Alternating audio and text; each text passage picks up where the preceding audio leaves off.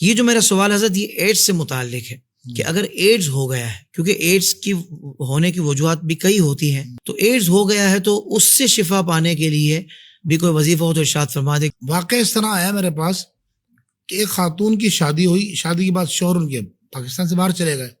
اچھا، اب وہ بیمار ہونا شروع ہو گئی، وہ بیمار ہونا شروع ہوئی اور دھیرے دھیرے سوکھتی چلی گئی۔ اللہ، ان کے مختلف ٹیسٹ ہوئے، سمجھ نہیں آیا، دوائی تعویذات بھی لیے، دعائیں بھی کرائیں، یہ بھی ہوا وہ بھی ہوا، لیکن فرق نہیں آیا۔ جب ٹیسٹ ہوئے ان کے مختلف ہوتے جب آخر میں ٹیسٹ کیا گیا، پتہ پڑا اس کو تو ایڈز ہے۔ اللہ، اب یہ لڑکی ہے نوجوان، کہیں نکلتی نہیں ہے، ماں باپ بولتے ہیں یہ بڑی پابردہ بچی ہے، تو کوئی ایسا مسئلہ نہیں ہے، کوئی سرنج استعمال نہیں کی ہے، ہوا کیا ہے؟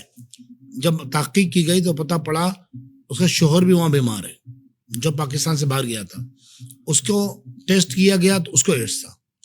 اس کی شادی کے بعد اس کی بیوی کو ہو گیا، اس سے لگ گیا کہ وہ بھی بیمار رہا، باہر تھا تو پتہ نہیں پڑا کہ بیمار رہتا ہے، اس کو بیماریاں تھیں۔ اب اس کی تفتیش کی گئی تو انہوں نے کہا یہ تو ہمارا بچہ بہت نیک ہے، تو نمازی پرہیزی ہے، اور اس نے آج تک مطلب شراب اور دیگر گناہ تو بہت دور کی بات ہے، مطلب نارملی جو چھالے لوگ کھاتے ہیں وہ بھی نہیں کھاتا ہے، تو اتنا نیک ہے۔ پھر معلومات کی گئی تو پتہ لگا کہ اس نے کسی ہاسپٹل میں گیا اور اس کو بہت کڈنی میں تکلیف تھی، سرنج نہیں تھی، اور وہاں سرنج لگائی گئی، اور وہ سرنج ایسی تھی کہ جو ایڈز کے مریض کو یوز کی جا چکی تھی، اور اس کو منتقل ہو گیا۔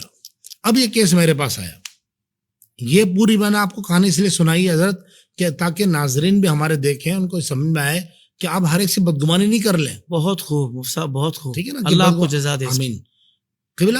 تو اب میں خود یہ زندگی میں پہلے مرتبہ تھا کہ مطلب کوئی اس طرح کا مریض آیا، اور پھر میں نے ان کو کہا کہ آپ ایک کام کریں، ہم نے اپنے استاد محترم سے رابطہ کیا قبلہ سے، اور میں نے ان کو کہا کہ آپ ایک کام کریں، انہوں نے کہا کہ آپ درود ابراہیمی پڑھیں۔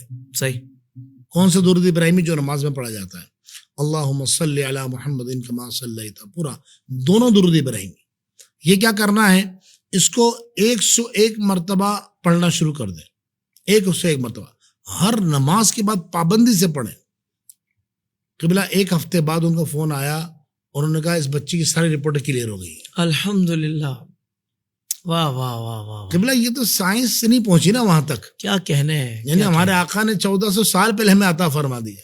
واہ واہ، درود ابراہیمی حدیث میں آیا نا، بخاری مسلم کی حدیث ہے۔ سبحان اللہ۔ تو مجھے وہ اندازہ ہوا کہ یہ مہلک اور لا علاج امراض میں جو مبتلا ہو جاتے ہیں ان کے لیے بہترین وظیفہ درود ابراہیمی ہے۔ واہ واہ، ہر نماز کے بعد 101 مرتبہ، یہ دونوں پہلے والا پڑھیں گے، پھر دوسرے والا یہ ایک کہلائے گا، یہ دونوں پڑھیں، پانی میں دم کر کے پئیں۔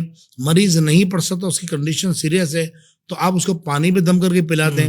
پانی بھی نہیں پلا سکتے، ہاسپٹل میں ایڈمٹ ہے، تو جا کر دم کر دیں ہر نماز کے بعد، اللہ نے چاہے انشاءاللہ شفا ملنا شروع ہو جائے گی۔ سبحان اللہ، سبحان اللہ۔ اس طرح کے اور بھی روحانی وظائف حاصل کرنے کے لیے ابھی ہمارا YouTube چینل IDS روحانی علاج وزٹ کیجئے، سبسکرائب کیجئے اور نوٹیفیکیشن بیل آئیکن کو پریس کیجئے۔